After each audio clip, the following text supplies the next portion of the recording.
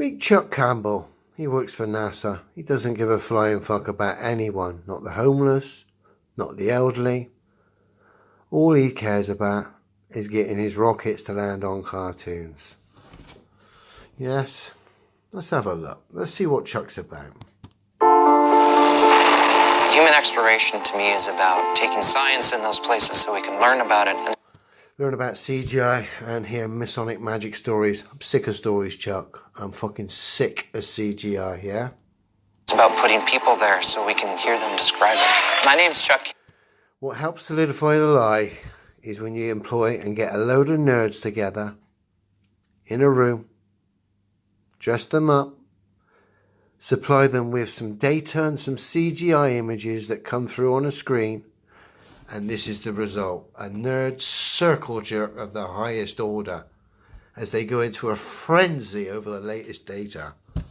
But of course, this solidifies the lie, even though these people are just innocent, naive nerds. They're actually part of the lie by solidifying it through their own ignorance. That's how it works.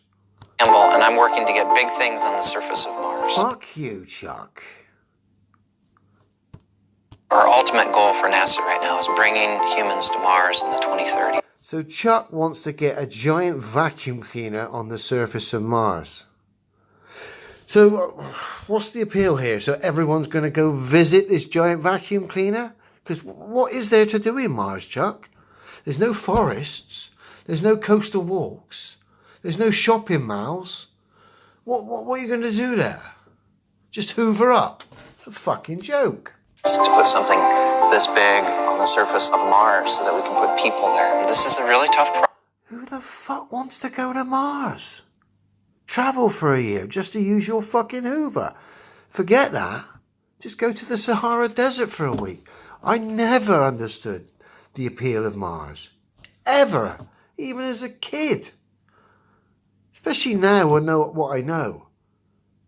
I mean, come on, people. Wake up. Just go to the Sahara Desert. Fuck. But the idea with supersonic retropropulsion is instead of lighting those rockets... Chuck, give us a demonstration of a rocket working in a vacuum. I don't care if it's supersonic, whatever.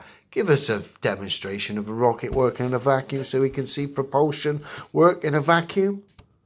Please, Chuck.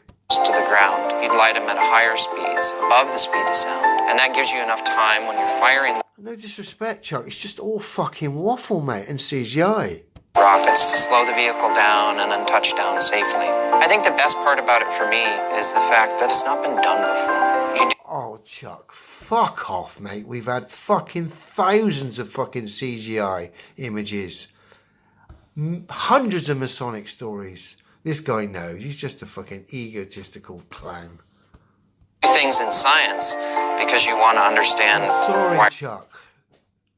You producing stories and getting rockets to land on cartoons isn't science. I know this might be a bit of a shaker for you, but it's not.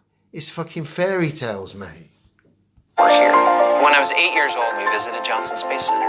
And here I was an 8-year-old walking around and seeing these big rocket engines. You saw these big props in a warehouse, and you fell for the stories and the props. And you've been using up loads of blue roll over your Space Weekly magazine ever since. You fell for it, Chuck. That were many times taller than I was, and it's about being able to see that become real. Yeah, you've got to have a good imagination, ain't you, Chuck? Fuck you, NASA. Biggest pantomime company on Earth. And the fucking...